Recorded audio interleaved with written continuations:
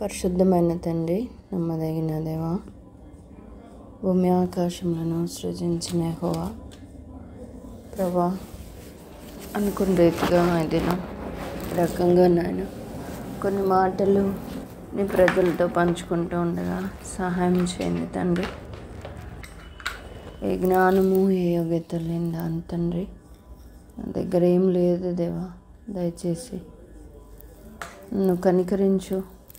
నీ పవిత్ర రక్తంలో నా ప్రతి పాపం కూడా కడిగి పరిశుద్ధపరచు నాయన. నువ్వు వాడుకోవడానికి అర్హమైన పాత్రగా నన్ను చేయండి. నా ప్రాణాత్మ దేహములను ఇష్టపూర్వక మీకు ప్రతిష్ఠించుకుంటుండగా దయచేసి నన్ను స్వాధీనపరచుకొని మీరు నాలో ఉండి మీ కార్యమును సంపూర్ణంగా సఫలపరచుకోమని ప్రార్థిస్తాను. ప్రభువా, నువ్వు ఎంత నమ్మదగిన దేవుడవో అది వివరించుటకు గ్రహించుటకు శక్యము కాదయ్యా. నా తండ్రి, ఎంత మంచి దేవుడో, ఎంత దయాళుడవు నీవు నాకు దొరికినందుకు హృదయపూర్వకంగా వందనాలు. నా చింత యావత్తు నీ మీద మోపినప్పుడు ప్రభువా, నువ్వు ఎన్నో పరిస్థితుల నుంచి నన్ను విడిపిస్తూ వచ్చినావు నాయన. నా కాపరి తండ్రి, అందుకై వందనములు. నీ నమ్మకత్వాన్ని బట్టి, విశ్వాస్యతను బట్టి నిన్ను స్తుతిస్తున్నాను నాయన. ఈ సమయంలో నీ మాటను మేము వివరించుకుంటుండగా నేను కాదు నన్ను ఖాళీ చేసి నాలో మీరుండి మీరు మాట్లాడమని, నీ మాటలు మాకెంతో మేలుకరం, ఆశీర్వాదకరం. మాటల చేత మమ్మల్ని దర్శించి నూతనపరచండి, మమ్మల్ని బలపరచండి. తద్వారా నీ నామానికి మహిమ తెచ్చుకోమని బ్రతిమాలుకుంటూ ప్రతి విధమైన చీకటి అంధకార శక్తుల్ని యేసు నామంలో బంధిస్తూ యేసయ్య ఘనమైన నామంలో ప్రార్థిస్తున్నాను తండ్రి, ఆమేన్. విశ్వాస సహితముగను ప్రకటించుడి యేసుని, విశ్వాస సహితముగను ప్రకటించుడి యేసుని, నిత్య జీవము చేపట్టి సత్యవేదము చేబూని, నిత్య జీవము చేపట్టి సత్యవేదము చేబూని, పవిత్ర హృదయములతో పోరాడుడి విజయముతో, పవిత్ర హృదయములతో పోరాడుడి విజయముతో, విశ్వాస సహితముగను ప్రకటించుడి యేసుని, విశ్వాస సహితముగను ప్రకటించుడి యేసుని, క్రీస్తేసు మనసు కలిగి సత్క్రియలను జరిగించి, క్రీస్తేసు మనసు కలిగి సత్క్రియలను జరిగించి, యోధులుగా నిలుచుండి పోరాడుడి విజయముతో, యోధులుగా నిలుచుండి పోరాడుడి విజయముతో, విశ్వాస సహితముగను ప్రకటించుడి యేసుని, విశ్వాస సహితముగను ప్రకటించుడి. అందరికి ప్రైజ్ లాడక. గురువారం మధ్యాహ్నము చాలా అసలు మధ్యలో వంట చేస్తా ఉన్నాను. నాకు నా బాడీ అంతా షేక్ అవుతా ఉంది. అసలు ఇట్లా వేళ్ళు కూడా షేక్ అవుతా ఉన్నాయి. అసలు ఏం స్పూన్ కూడా పట్టుకోలేకపోతున్నా. చేసినాను, కొద్ది వరకు అయితే చేసేసినాను. ఆ టైంలో మా బాబుని పిలుద్దామంటే బెడ్రూమ్ లో చెప్పిపోయినాడు, మమ్మీ నాకు ఇంటర్వ్యూ జరుగుతుంది, ఒక ఒక 10 నిమిషాలు నన్ను డిస్టర్బ్ చేయొద్దు అన్నాడు. మరి దేవుడు ఎందుకు అనుమతి ఇచ్చినాడు? ఆ టైంలోనే అసలు బాగా షేక్ అయిపోతున్నా, స్టవ్ దగ్గర నుంచున్నా కానీ నా వల్ల కావడం లేదు. అసలు నాకు అనిపించింది ఏమన్నా, ఈయన ఒకసారి చెప్పేవాళ్ళు, ఒకవేళ షుగర్ చాలా డౌన్ అయిపోతే అట్లా బాడీ షేక్ అవుతుంది, లో బీపీ అయినా కూడా షేక్ అవుతుంది అని చెప్పేటోడు. నాకు డౌట్ వచ్చింది, అట్లా అది ఏమన్నా డౌన్ అయిపోయిందేమో అనుకున్నాను. వెంటనే యోగట్ ఉంటే యోగట్ గబగబా అది తినడానికి కూడా నాకు రావడం లేదు, నోట్లో పెట్టుకోవడానికి కూడా నాకు చేత కావడం లేదు. నేను ఎప్పుడు ఏం బాగాలేకున్నా కూడా నేను ఒక్కటే ప్రార్థన చేస్తా, ప్రభా నన్ను క్షమించు ప్రభా, నీ రక్తంతో కడుగు ప్రభా, ఒకవేళ మీకు ఇష్టకరమైంది ఏమైనా చేసినానేమో నన్ను క్షమించు ప్రభా, క్షమించు ప్రభా. అదొకటి నాకు ఫస్ట్ నుంచి నాకు అలవాటు అనమాట. అంటే ఒకవేళ ఏం జరిగి చనిపోయినా కూడా ప్రభు సన్నిధిలో నేను కనపడాలా అనేది నాకు ఒక ఆశ అనమాట. ఈవెన్ నా జీవితంలో నేను అదొకటి నేర్చుకున్నాను. సిజరీన్, నాకు 2 బిడ్డలకు సిజరీన్ టైంలో కూడా నేను హాస్పిటల్లో గట్టిగా ప్రేయర్ చేస్తా. ఒకటే ప్రేరే నేను, ప్రభా నన్ను క్షమించు ప్రభా, మీ రక్తంతో కడగండి ప్రభా అని. తర్వాత ఆ విషయము ఆ విధంగా చేస్తూ ఎప్పుడు నిద్రపోయినానో నిద్రలోకి వెళ్ళిపోయినాను. అది నిద్రలోకి వెళ్ళిపోయినాను, నాకు ఏ పరిస్థితి ఏమైందో కూడా నాకు తెలియదు. తర్వాత శ్యాము బయటకు వచ్చినాడు, ఏమైంది మమ్మీ అని అప్పుడు లేపినాడు. అరే నాకు ఇట్లా బాగలేదురా అని చెప్పిన. వాడు అన్నాడు, ఒక మాట ఇట్లా డోర్ కొట్టచ్చు కదా అంటే, ఇంటర్వ్యూలో అంటే నేనేం డోర్ కొట్టాలా, సరే ప్రభుకు అప్పగించుకున్నాను, ప్రభు రక్తంతో కడగమన్నాను, ప్రార్థన చేసుకున్నాను, ఏమైనా ఇంకా దేవుడే చూసుకుంటాడని చెప్పేసి నేను ఎప్పుడు రోజు ఒక పాట ఒక పాట నాకు మళ్ళీ గుర్తొస్తుంది. ఏం పాట అంటే, నా ప్రక్కన నీవు నన్ను కాపాడుచుంటే ఈ ప్రక్కన బల్యముతో పొడిచినానా అని ఒక పాట ఉంటది. ఆ పాట నాకు చాలా ఇష్టం. అలా నేను ఎప్పుడు పాడుకుంటూ ఉంటాను, నా ప్రక్కన ఉండి నన్ను కాపాడుచుండగా. అంటే ఎవ్వరూ కాపాడే వాళ్ళు ఈ లోకంలో మనకు సమయానికి లేకపోవచ్చు, కానీ నన్ను రక్షించి నా ప్రభు ఆ సమయానికి నన్ను కాపాడుతూ వచ్చినాడు. నన్ను కాపాడినందుకు నేను నా దేవునికి ఏ విధంగా కృతజ్ఞత కలిగి ఉండాలా. వెంటనే సాయంత్రం ఈవినింగ్ పోయినాను హాస్పిటల్కి పోతే, అప్పటికి అన్ని తినిపోయినా కూడా 100/66 ఉంది నా బీపీ లెవెల్. అంటే ఇంకా ఆ టైంలో ఇంకెంత ఉంటుందో ఆల్రెడీ డాక్టర్స్ ఉన్నారు, వాళ్ళకి అర్థమైపోయి ఉంటుంది. ఆ విధంగా నా బీపీ లెవెల్ ఎప్పుడు పడిపోతుంది, ఎప్పుడు డౌన్ అయిపోతుంది, షుగర్ ఎప్పుడు డౌన్ అయిపోతుంది. ఈ రోజు రిపోర్ట్లు కూడా హాస్పిటల్కి వెళ్ళి చూపించుకుంటే కాఫీ తాగిపోయినాను కానీ 101 ఉంది షుగర్. వాళ్ళు అన్నారు నీకేమి లేదమ్మా, బాడీలో ఏ రోగం లేదు, అన్ని ఉండాల్సిన దానికన్నా చాలా తక్కువ ఉన్నాయి అని రిపోర్ట్స్ అన్ని వచ్చినాయన్నమాట. అట్లా ఆ రోజు ఒక తీర్మానం. ఈ రోజు ఆల్ నైట్ ఉంది. సరే హాస్పిటల్కి వెళ్తే డాక్టర్ అన్నారు, ఇంజక్షన్ వేస్తానమ్మా నీరసం పోయేదానికి, ప్లస్ కొంచెం మంచిగా నిద్ర వస్తుంది, నిద్రపోతావు నువ్వు అన్నారు డాక్టర్. అంటే నేను అన్నాను, నేను మా శ్యామ్తో అన్నా, నాకు తమిళ్ అర్థమవుతుంది కానీ తిరిగి చెప్పడం రాదు. మధ్యలో మా శ్యామ్ ఉంటాడు. అంటే ఏం మమ్మీ ఇంజక్షన్ వేస్తారు అంటే, లేదు నాకు ఈ రోజు వద్దు, నాకు ఈ రోజు ఆల్ నైట్ ఉంది, నేను నిద్రపోతే నాకు కష్టం, అంత కాపాడే దేవుడి కోసం నేను రాత్రి మేలుకోవాలి కదా, నేను ప్రార్థన చేయాలి, అదొకటి నా మైండ్ లో ఉంది అనమాట. ఆ విధంగా నేను వేయించుకోనంటే మా శ్యామ్ సీరియస్ అవుతున్నాడు ఆడ. నేను ఏంది ప్రేయర్ లో నైట్ అంత ఉంటా అంటావు, అంత బాగాలేకుండా అయిపోయింది కదా, నేను బీలాంటికి నేను ఫోన్ చేసి మాట్లాడతాను, నేను చెప్తా మమ్మీ నేను చెప్తా అంటే, ఏం చెప్పొద్దు నేను నైట్ ఉంటా, మేడం ఒకటే మాట చెప్పేసి మేడం రేపు వచ్చి చేయించుకుంటాను అంటే, అవి ఏం చెప్పలేకపోతున్నారు, నన్ను అట్లే చూస్తా ఉన్నారు. సరే ఏం కాదు ఒక టాబ్లెట్ ఇస్తాను అంటే, ఈ టాబ్లెట్ కూడా నిద్ర వస్తుందేమో అంటే కొద్దిగా వస్తుంది అన్నారు. టాబ్లెట్ కూడా వేసుకోలేదు. దేవుడి కృపను బట్టి ఆ రోజు నైట్ మా గ్రూప్ లో వాళ్ళకి చెప్పినాను, ఇట్లా నా పరిస్థితి బాగాలేదంటే అందరు అన్నారు పడుకోక మేము చూసుకుంటామని. అందరు రాజకుమార్ అక్క, అందరూ రాణేశ్వర అక్క, అయినా నేను పడుకోలేదు. తెల్లారి వరకు వీళ్ళకి వచ్చే వరకు అట్లా అందరితో కలిసి ప్రార్థనలు ఆమెనని చెప్తూ వచ్చిన 1 అవర్ కంపల్సరీ ప్రార్థన చేసిన. ఆ 1 అవర్ నా పరిస్థితి ఎట్లుందంటే నోరు ఆరిపోతా ఉంది, ఒక లైన్ చెప్పగానే నోరు ఆరిపోతా ఉంది. నీళ్లు పెట్టుకున్నా, నీళ్లు తాగుతూ 1 అవర్ ప్రేయర్ చేసినాను అందరి కోసము. అంటే దేవుడు ఇచ్చిన కృప, అంటే దేవుడు నన్ను కాపాడినాడు. నన్ను ఆ టైంలో నన్ను ఎవరు కాపాడేవాళ్ళు లేదు, ఏ డాక్టర్ ఏ డబ్బు నన్ను కాపాడు, కానీ ప్రభు కృప నన్ను ఆవరించింది, ప్రభు కృప నన్ను కాపాడుతూ వచ్చింది. దాన్ని బట్టి నేను నైట్ అంతా మేలుకోగలిగినాను. ఈ రోజు రిపోర్ట్స్ ఇస్తే అన్ని అంటే మామూలుగా ఏవి అయితే ఉండాలో వాటన్నిటికన్నా తక్కువ ఉంటా వస్తున్నాయి నాకు. వాళ్ళు ఏమన్నారంటే నువ్వు బాగా తినమ్మా అంటే, ఏం లేదు, నీకే రోగం లేదు, మామూలుగా నా జీవితంలో లో బీపీ ఉంటుంది, లో షుగర్ అన్ని ఫస్ట్ నుంచి అట్లే ఉంటాయి. కానీ అటువంటి పరిస్థితిలో, అంత లో అయిన పరిస్థితిలో ప్రభు నా ప్రక్క నుండి నేనైతే ఏ విధంగా నిద్రపోయినా నాకు తెలియదు. ఆ లో బీపీతో ఆ లో షుగర్ తో షామ్ వచ్చి లేపే వరకు నాకు అసలు ఏం గుర్తులేదు. నన్ను కాపాడాడు. ఆ రోజు రాత్రి ఆన్లైట్లో మేలుకోగలిగినాను, ప్రార్థన చేయగలిగినాను. అంటే అందరి ప్రార్థన గ్రూప్ లో అందరి ప్రార్థన, ఒకరి గురించి ఒకరు ప్రార్థన చేసుకోవడము అనేది, అంటే మన ఆరోగ్యం పరిస్థితి కాకుండా ఏదైనా కూడా ప్రార్థన అనేది నా జీవితంలో నాకు చాలా ఇష్టమైంది అన్నమాట. ఆ విధంగా దేవుడు కృప చూపిస్తా వచ్చినాడు. ఈ సాక్ష్యం అందరికి చెప్పుకోవాలా అని నేను మొన్నటి నుంచి ఆశిస్తా వస్తున్నాను. దేవుడు కాపాడినందుకు చాలా వందనాలు. దేవునికి మహిమ కలుగును. నాకు చిన్న సాక్ష్యం దేవుడు దీవించిన నాకు. ఆమేన్. 23వ కీర్తన మనం చూసుకుందాము. మనకందరికి బాగా తెలుసు కదా. దీంట్లో ఒక మాట ద్వారా దేవుడు మనతో మాట్లాడాలని ఇష్టపడుతున్నాడు.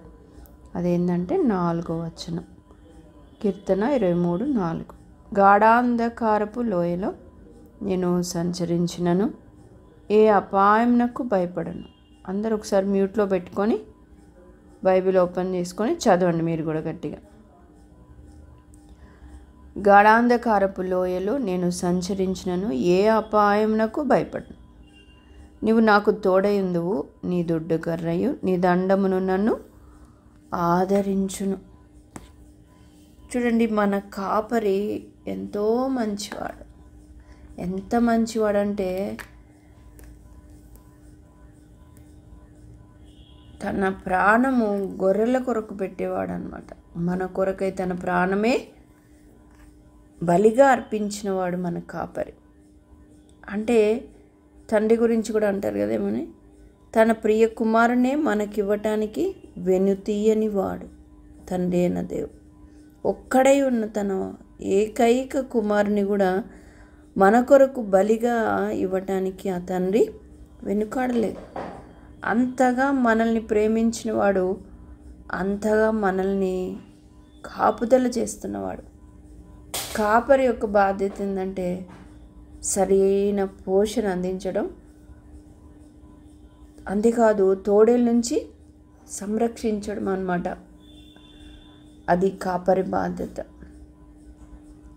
మన మంచి కాపరి మన కొరకై తన ప్రాణం పెట్టినాడు. మనము శత్రువు ఆధీనంలో ఉండగా వాడి చేతిలో నుంచి విడిపించబడాలంటే మన కొరకై తన ప్రాణము పెట్టాల్సిన అవసరం ఏర్పడింది.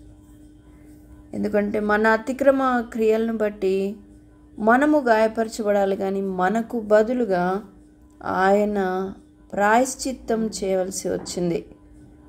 అలాగున మన కొరకై ప్రాయశ్చిత్తం అయిపోవడానికి, బలిగా అయిపోవడానికి కూడా ఆయన మాత్రము వెనకడుగు వేయలేదు. అలాంటి మంచి కాపరిని మనము కలిగి ఉన్నాం. ఇది ఎంతో గొప్ప సంగతి. అయితే బాధాకరమైన విషయం ఏంటంటే ఆ మంచి కాపరి యొక్క మంచితనాన్ని మనము ఎరుగకపోవడం. ఇది ఎంతో శోచనీయమైన అంశం, ఎంతో బాధాకరమైన అంశం. మనము ఎరగాలని దేవుడు కోరుతా ఉన్నాడు. ఎంత మంచి దేవుడు అంటే, నువ్వు ఎలాంటి భయంకరమైన పరిస్థితి గుండా అయినా వెళ్ళు, ఆయనను గానే నువ్వు ఆశ్రయిస్తే ఆ పరిస్థితి నుంచి సంపూర్ణంగా నిన్ను విడిపించగలవాడు. ఆయనను సంపూర్ణంగా ఆశ్రయించాలి. అందుకే పూర్ణ మనసు, ఎట్లా ప్రేమించాలమ్మా యేసయ్యని? పూర్ణ మనస్సుతో ప్రేమించాలి, పూర్ణ ఆత్మతో, పూర్ణ వివేచనతో, పూర్ణ బలముతో మనం ఆయన్ని ప్రేమించాలి. పూర్ణంగా ఇవ్వాలి. సగమొకరికి కాదు. సగము ఒకదాని మీద ఆధారపడడం, మరొకటి ఇంకొక దాని మీద ఆధారపడడం కాదు. పూర్ణంగా ఆయనే ఇక దిక్కు. ఇదిగో నా సొంత జ్ఞానం విడిచిపెడుతున్నాను, నా సొంత మార్గం విడిచిపెడుతున్నాను, ఇంకా ఏమున్నాయో అన్నీ విడిచిపెడుతున్నాను ప్రభు. ఇదిగో నిన్ను వెంబడిస్తున్నా. నువ్వు ఎట్లా పొమ్మంటే అట్లా, ఏమి పలకమంటే అది పలుకుతాను, ఏది చేయమంటే అది చేస్తాను, అంతే. ఇక నన్ను నేను ఉపేక్షించుకుంటున్నాను. నా సంగతి, ఇంకా నా జ్ఞానము నా అనేది సంగతాన్ని నేను విడిచిపెట్టేసుకుంటున్నాను. ఇంకా దీవించేది నేను కాదు, నువ్వే నా యందు. అలాగున మనము ఎప్పుడైతే మన ప్రతి భారమును ఆయన మీద మోపినామో అసలు అద్భుతంగా నడిపిస్తాడు. ఏమంటున్నాడు? గాఢాంధకారపు లోయలో నేను తిరిగిన ఏం భయపడను, ఏ అపాయమునకు భయపడను. అర్థమైందా? నువ్వు నేను భయపడుతున్నాం అని అంటే అర్థమేం తెలుసా? నువ్వు ఇంకా ఆయన శక్తిని ఎరగకున్నావు, ఆయన్ని సంపూర్ణంగా నువ్వు ఆశ్రయించలేకపోతున్నావు కనుక నువ్వు భయపడుతున్నావు. ఎందుకు నీకు భయం వస్తుంది? నిజమే, అది గాఢాంధకారపు లోయ కానీ ఇంకేదైనా కానీ నా ప్రభు కంటే మించింది కానే కాదు, నా ప్రభుకి తెలియంది కానే కాదు. నా ప్రభు నన్ను రక్షించడం కొరకు తన ప్రాణమే పెట్టినవాడు. ఈ గాఢాంధకారపు లోయలో నన్ను సురక్షితంగా నడిపించగలవాడు, నాకు క్షేమమియ్యగలవాడు. ఎలాంటివి రాని, ఎంత పెద్ద తోడేలు రాని, ఇంకేదన్నా కానీ అసలు నన్ను కాపాడబోయి తన ప్రాణమైన పెడతాడే కానీ ఏ అపాయము కూడా నాకు కలగకుండా కాపాడే దేవుడు మన దేవుడు. అర్థమైందా? ఎంత గొప్ప దేవుడు కలిగి ఉన్నామో మనము విశ్వసించక కలవరి పడిపోతుంటాం, ఆయాసపడిపోతుంటాం. అదే మనకెంతో నష్టాన్ని కలగజేస్తుంది. ఎందుకంటే అక్కడ విశ్వాసమే ముఖ్యం, అదే నువ్వు కోల్పోతున్నావు. మన ఆత్మీయ జీవితంలో వచ్చే ప్రతిదీ ఒక సవాల్, ఒక పరీక్ష అంతే. అది రియల్ కాదు. అది మనం ఇంకా ఇదే రియల్ అనుకొని తబ్బిబ్బైపోయి పడిపోయి లేచి ఇదంతా మనకు ట్రైనింగ్ అమ్మా. ఆయన మీద విశ్వాసం అధికమా ఉన్నట్లుగా మన జీవితంలో కొన్ని సంగతులను తీసుకొని వస్తున్నా, అంతే పరీక్షలు ఇవన్నీ. ఆయన మీద మనం సంపూర్ణంగా అనుకున్నప్పుడు ఆయన యందు మనం విశ్వాసం ఉంచగలం. ఆయన యందు విశ్వాసం ఉంచినవాడు తొనకడు, వెనకడు. ఏంటి ఒక మాట ఉంటుంది కదా, సియో కీర్తనలు 125, యెహోవా యందు నమ్మిక ఉంచువాడు కదలక నిత్యము నిలుచు, సియోను కొండవలే నుందురు. చూసారా? ఆయన మీద నమ్మికగా నువ్వు ఉంచితే నువ్వు ఎట్లుంటావంటే కొండలాగా కదలవు బెదలు, నిత్యము నిలుచు కదలక. అర్థమైందా? నువ్వు కదలవు. నమ్మిక ఉంచువాడు కదలడు, విశ్వసించువాడు కలవరపడడు. ఇక్కడ కీర్తనకారుడు నేను భయపడిన అంటున్నాడు. అందరికి అదే కాపరే ఉన్నాడు, కానీ ఆయన ఏమంటున్నాడు? ఏ అపాయం నాకు భయపడు. నీవు నేను కూడా అలా ఉండాలి.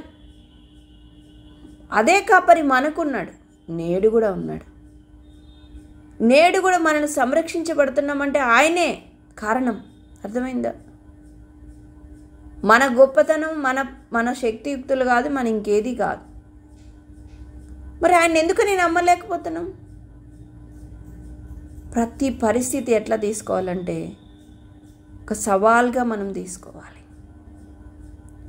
ఏ పరిస్థితి అయినా ఎదురు కానీ, ప్రభువా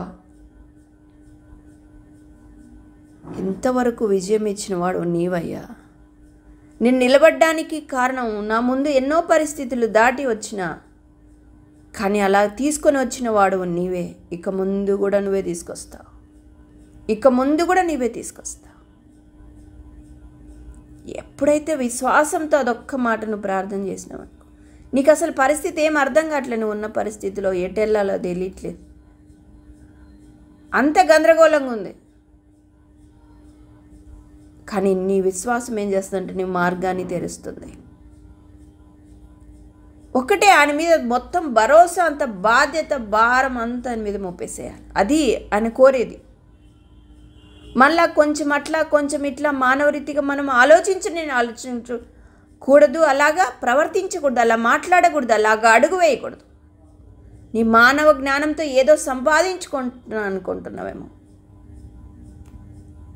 ఉన్నది పోగొట్టుకుంటావు, ప్రభుకి దూరం అయిపోతావు, ఉన్న విశ్వాసం కూడా కోల్పోతావు.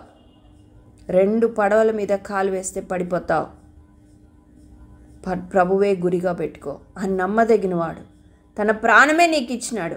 ఆయనతో ఆ ప్రాణంతో పాటు ఆయన సమస్తం నీకు ఇవ్వగలవాడు. ఆయనకు అసాధ్యమైనది ఏది లేదు. ఆయన సర్వశక్తి గల దేవుడు, సార్వభౌమాధికారి. ఏదైనా ఇస్తాడు ఆయన నీకు. మొత్తం ఆయన ఇదంతా సృష్టించాడంటే నువ్వు ఒక లెక్క, అసలు నీ సమస్య ఒక లెక్క ఆయనకి. ఈ సృష్టిలో నువ్వు ఎంత కనబడతావు? అసలు శూన్యం, అసలు కనబడను కూడా కనపడవు. అంత అల్పమైన వాళ్ళం మనం. అలాంటి మన సమస్య ఒక సమస్యేనా? అసలు దేవునికి అసాధ్యమైంది ఏది లేదు. ప్రతి సమస్యలో దేవుడు ఒక మన మేలు దాచి ఉంచినాడు. రోమీలకు రాసిన పత్రిక 8:28 ఏమంటది? తన్ను ప్రేమించే వారికి తన సంకల్పం చొప్పున పిలువబడిన వారికి మేలు కలుగుటకి సమస్తమైన సమకూడి జరిగిస్తున్నాడు. ఈ మాట నిశ్చయమైనది, ఇది ఖచ్చితమైనది. ఇది ప్రభు, ఇది ఖచ్చితమైంది కదా, నేను నిన్ను ప్రేమిస్తున్నాను కదా, ఈ పరిస్థితి నాకు ఎందుకు వచ్చింది? ఇందులో నాకు మేలు దాగి ఉంది. ఎప్పుడైతే నువ్వు దాన్ని బట్టి ఆనందిస్తావో, దాన్ని బట్టి ధైర్యంగా ఉంటావో, దాన్ని బట్టి శత్రువుని ఎదిరిస్తావో, ఇది నాకు మేలే వచ్చింది, దీనివల్ల నేను నేర్చుకోవాలా, దీనివల్ల నాకు మేలు కలగబోతుంది అని ఎప్పుడు నువ్వు విశ్వసించి దేవుని స్తుతిస్తావో, ఆయనందు ఆనందిస్తావో, అప్పుడు విజయం. అర్థమైందా? ఏమి తొనకకూడదు, ఏమి వెనకకూడదు. ప్రతి సమస్యలో ఒక పాఠం నీకు నేర్పబోతున్నాడు ప్రభు. అది రాబోయే కాలానికి అది నీకెంతో ఉపయోగకరం. కాబట్టి శ్రద్ధగా నేర్చుకో, శ్రద్ధగా నేర్చుకో. ఇదేం పెద్ద నీ జీవితాన్ని అదేం తిప్పేది. ప్రభు అనుమతి లేనిది ఏమి కాదు. కాబట్టి నమ్మడం అనేది ప్రాముఖ్యత. ఆయన మీద భారం మోపడం అనేది ప్రాముఖ్యత. ఏదైనా నాకు చెప్తున్న సమస్య వచ్చిందంటే, కొన్ని ఈ మధ్య వచ్చే సమస్యలు ఎట్లా ఉన్నాయంటే అర్థం అవ్వట్లేదు, అసలు తలకాయ తోక ఉండట్లేదు దానికి. అసలు ఎట్లా దాన్ని పరిష్కరించడం కూడా చేత అవ్వట్లేదు. కనీసం ఏదైనా రూట్ కనిపించింది, ఆ రూట్ కూడా కనపడదు. ఎట్లా పరిష్కరించబడుతుందో కూడా తెలియదు. కానీ ప్రార్థన చేస్తున్నప్పుడు ఎంతో వేదన అవుతుంది, దుఃఖం అవుతుంది, కానీ ప్రార్థనలో ఒక మార్గం తెరవబడుతుంది. ఏంటి ప్రభా ఇది ఇలాగా? ఒకటే, అది నాకు నేర్పిన పాఠం, నేను నేర్చుకున్న పాఠం, అది నేను మీకు చెప్తున్నా. ప్రభా, ఇంతవరకు విజయం ఇచ్చినావు, ఎల్లప్పుడూ విజయం ఇస్తూ వచ్చినావు, అత్యధికమైన విజయం ఇస్తూ వచ్చినావు, నువ్వే ఇచ్చినవయ్యా, ఇక ముందు కూడా ఇచ్చేవాడు నీవే. ఇది అస్సలు ఏమాత్రం అర్థం కాని పరిస్థితి నా ముందుంది, ఇందులో కూడా నువ్వే విజయం ఇచ్చేవాడు. సింపుల్, అంతే. విశ్వాసంతో యథార్థంగా, అంతే. అలాగే ఎప్పుడైతే ప్రార్థన చేస్తూ వచ్చినానో, ఒకరోజు, కొన్నిసార్లు హాఫ్ డేలోనే, కొన్నిసార్లు 2 రోజులు కానీ విడుదల పొందుతాను. తెలియకనే ఆ సమస్య పరిష్కరించబడుతుంది. అసలు దానికి పరిష్కరించబడదు, ఇంకా అంతే ఇది అన్నట్లాంటి సమస్య చాలా సునాయాసంగా పరిష్కరించబడింది. ఎట్లా జరిగింటుందో తెలియదు. ఇక కారణం ఏంటంటే, దారి తెలియని పరిస్థితిలో కూడా ఏం చేస్తున్నాను? విశ్వాసం, నమ్ముతున్నాను, అంతే. నా ప్రభుకు అసాధ్యమైంది ఏది లేదు. ఏమైనాను ఉచితమైన కృప ఇక ముందు కూడా ఆయనే ఇంతవరకు చేసినాడు, ఇక ముందు కూడా చేస్తాడు, అంతే. ఇంతకుముందు ఒక్కోసారి భయం వేసేది, ఎల్లప్పుడూ విజయం ఇస్తున్నావు అని పలకడానికి భయం వేసేది. కొంతమంది అనేవాళ్ళు, అలాగంటే సైతాన్ ఎక్కువ శోధిస్తాడండి, మళ్ళీ పడేస్తాడు. అంటే అది కూడా ఒక అనుమానం, అవునా? సైతాన్ పడేస్తాడేమో అని నా ప్రభు గురించి నేను ఆయన చేసిన కార్యాన్ని చెప్పకపోవడం అనేది,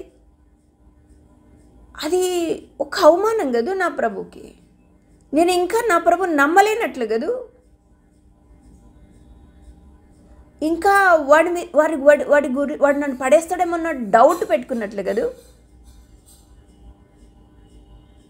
క్వశ్చన్ లేదు వాని మీద, వాడు నన్ను పడేస్తాడని డౌటే లేదు.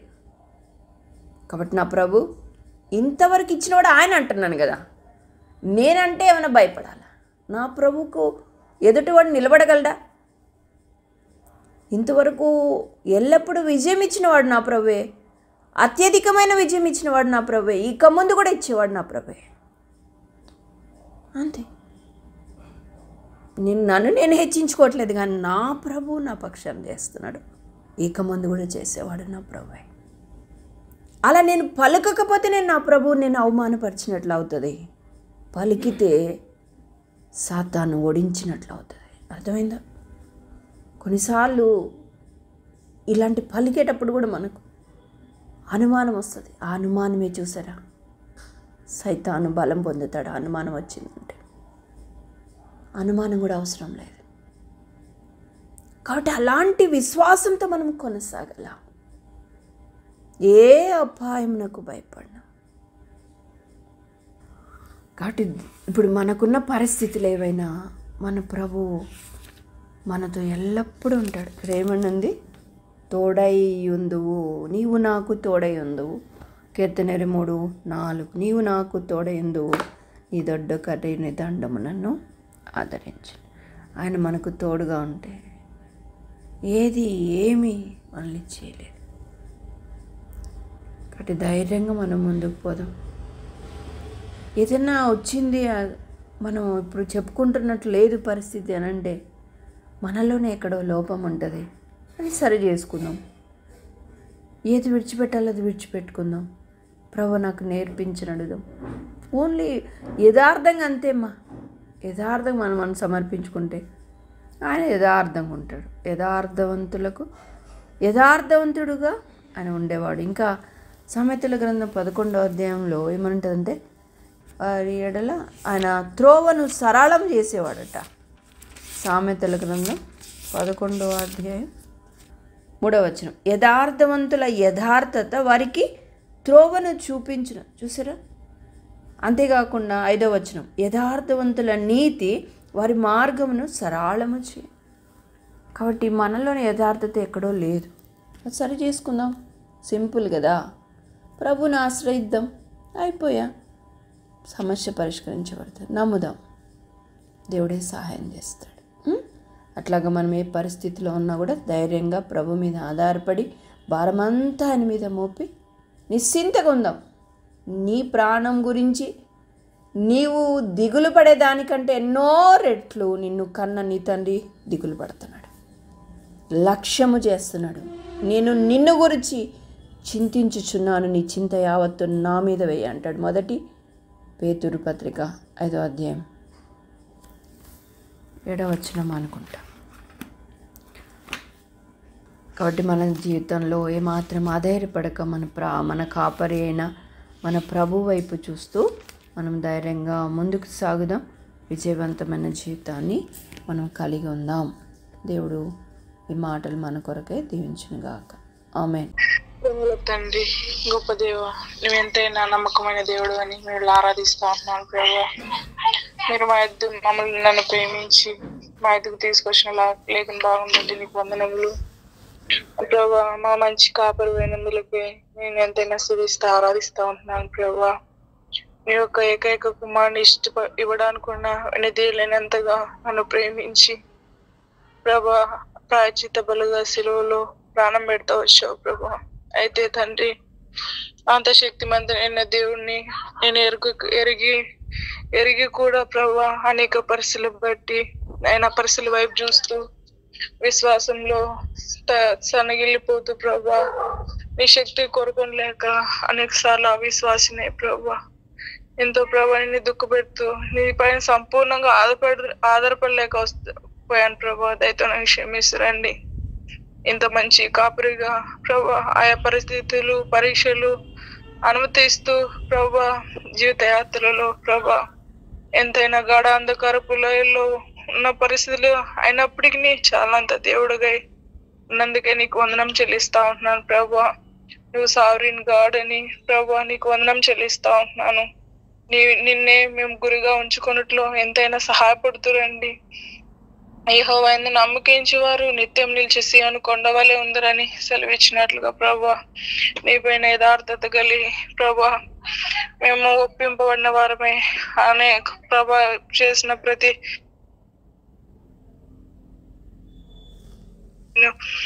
ఒప్పుకొని విడిచిపెట్టి ప్రభా ఎంతైనా సంపూర్ణంగా యథార్థత విశ్వాసంతో విధేయత చూపి ప్రభా అట్లు ఎంతైనా సాపడుతురమ్మని ప్రార్థన చేస్తా ఉన్నాను. రోమా 8:28 ప్రకారము ఆయన ప్రేమించే వారికి సమస్తము సమకూడి జరుగుతా ఉన్నాయని సెలవిచ్చినట్లుగా ప్రభా, ఎంతైనా రాబోయే అవును ప్రభా కాలానికి అది మంచిదని మీరు మాట్లాడుతూ వచ్చిన నీ ప్రేమంతటికై నీకు వందనం చెల్లించుకుంటూ నన్ను నేను నీకు ప్రతిష్ఠించుకుంటూ యేసు నామమున స్తుతించి ప్రార్థించి వేడుకుంటున్నాను తండ్రి. ఆమేన్. దయగల నాయన, పరిశుద్ధుడైన తండ్రి, నీకు వందనాలు చెల్లిస్తా ఉన్నాను ప్రభా. మీరు అనుగ్రహించిన లేఖన భాగం బట్టి వందనాలు నాయన. నీ బిడ్డలు ఏ పరిస్థితి గుండా వెళ్తున్నారో నువ్వు మాత్రం ఎరిగిన దేవుడు ప్రభా. ప్రతి బిడ్డను ధైర్యపరచాలని, ఆదరించాలని నువ్వు ఇష్టపడుతున్నందుకు వందనాలు. ఆల్మైటీలో నువ్వు సంచరిస్తూ తండ్రి, కృంగిన వారిని లేవనెత్తుతూ, బలహీనులను బలపరుస్తూ, జ్ఞానం లేని వారికి జ్ఞానం ఇచ్చి నడిపిస్తున్న నీ ప్రేమకే హృదయపూర్వకంగా వందనాలయ్యా, స్తోత్రాలు. నీ మాటలు నాలో మాలో నిలుచున్నట్లు, వాక్యానుసారంగా మేము జీవించినట్లు, నూరంతలుగా మాటలు ఫలించినట్లు కృపనివ్వండి. శత్రువు ఎత్తుకొని పోకుండా కూడా సహాయం చేయమని ప్రార్థన చేస్తున్నాను దేవా. దేవా, నీ అందు మేము ఎల్లప్పుడూ ధైర్యం వహించి విశ్వాసంతో మేము ఉండటానికి, తద్వారా నిన్ను మహిమపరచడానికి సాయం చేయండి. మేము అవిశ్వాసంగా ఉన్నామంటే మా తండ్రిని మేము అవమానపరిచినట్లే తండ్రి. మేము ఎప్పుడు అట్లాంటి అవిశ్వాసంలో ఉండకుండా చేయి. నువ్వు మంచివాడవు నాయన, నువ్వు మంచివాడవు, నువ్వు మంచివాడు. మాకు అన్ని మేలుకరంగానే సమస్తము సమకూడి జరిగిస్తాం. అందుకే నీకు హృదయపూర్వకంగా వందనాలు, కృతజ్ఞత ఆస్తుతులు చెల్లిస్తాను. శత్రు కార్యములన్నీ మీరు లయపరచండి. రాత్రిని బిడ్డలు ప్రార్థిస్తుండగా వారి ప్రార్థనలకు తోడేయండి. ఆత్మ నడిపింపు తెచ్చి ఉప్పింపజేయబడిన వారే, శుద్ధి చేయబడిన వారే అనేకుల కొరకే ప్రార్థన చేయగలటకు సహాయం చేయండి. నోరు తెరిచిన ప్రతి ఒక్క బిడ్డ మీద మీ ఆత్మను కుమ్మరించి ఆత్మానుసారంగా ప్రార్థన చేసి నిన్ను ఘనపరచున్నట్లు ప్రభు, అనేకులకు ఆశీర్వాదకరంగా ఉన్నట్లు కృప చూపించమని బ్రతిమాలుకుంటూ, నడిపిస్తున్న వారికి కూడా పరలోక జ్ఞానం ఇచ్చి తోడయుండి నడిపించమని బ్రతిమాలుకుంటూ యేసయ్య ఘనమైన నామంలో స్తోత్రించి సాయపడి అడిగి వేడుకుంటున్నాం తండ్రి. ఆమేన్.